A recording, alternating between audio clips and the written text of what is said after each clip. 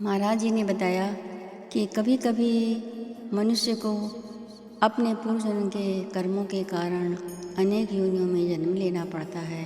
यदि उसे गुरु श्राप दे देता है या परमात्मा श्राप दे देते हैं। तो आज की कहानी इसी पर आधारित है कि राजा गजराज बहुत ही धार्मिक प्रवृत्ति के राजा थे।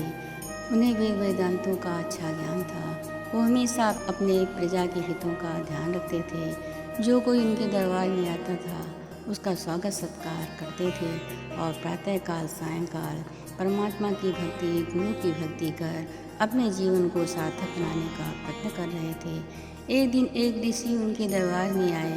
राजा ने उनका स्वागत सत्कार किया, लेकिन ऋषि को अपने स्वागत सत्कार में कुछ कमी नजर आई और उन्होंने राजा को श्राप दे दिया कि जाओ और हाथी की योनि में जन्म लो।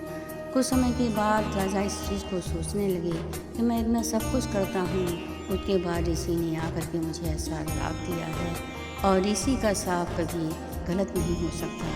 राजा का जब अंत समय आया तो उन्हें हाथी की योनि में जन्म लेना पड़ा। हाथी की योनि में जन्म लेने के बाद भी राजा की परमात्मा और गुरु के प्रति आस्था नहीं खत्म हुई। वो उसी तरह से हाथी की योनि में भी परमात्मा के और गुरु की भक्ति किया करते थे। एक दिन राजा को जब बहुत ज़ोर से प्यास लगी तो वो एक तालाब के किनारे जाकर के पानी पीने लगे। पानी पीते समय ग्राह ने उनके पैर को ज़ोर से जकड़ लिया। बहुत कुछ प्रयत्न करने के बाद भी उसने उनका पैर नहीं छोड़ा।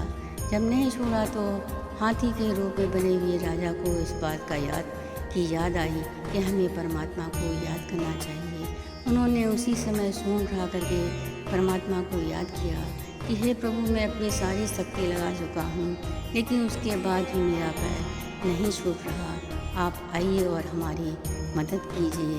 जैसा कि कहा गया है, सरोवर में गिरजे ग्रह में हुई थी लड़ाई, न गजराज की शक्ति कुछ काम आई। कहीं से मदद जब उसने न पाई, दुखी हो के आवाज हरि को लगाई।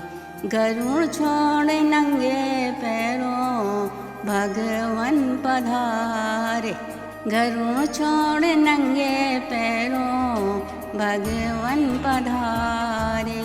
चलाया सुदर्शन गज को बचाया, चलाया सुदर्शन गज को बचाया।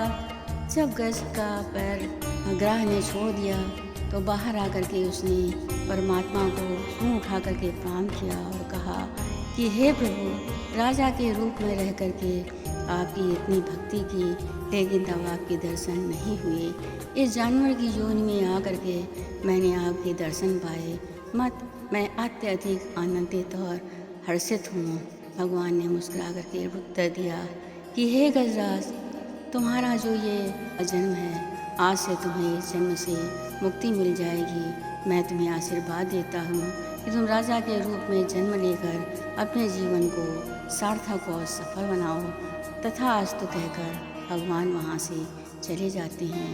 इसके बाद महाराज जी ने कहा कि संसार में रहने वाले जो भी मनुष्य ईश्वर की भक्ति और गुरु की भक्ति करते हैं और उनके प्रति अपनी आस्था रखते हैं, चाहे वो किसी भी योनि में जन्म ले लें, अगर उनकी आस्था खत्म नहीं होती है तो परमात्मा गुरु उनकी आकर के पूर्ण रूप से मदद करते हैं। प्रेम से बोलो परम संत श्री ठाकर सिंह महाराज की।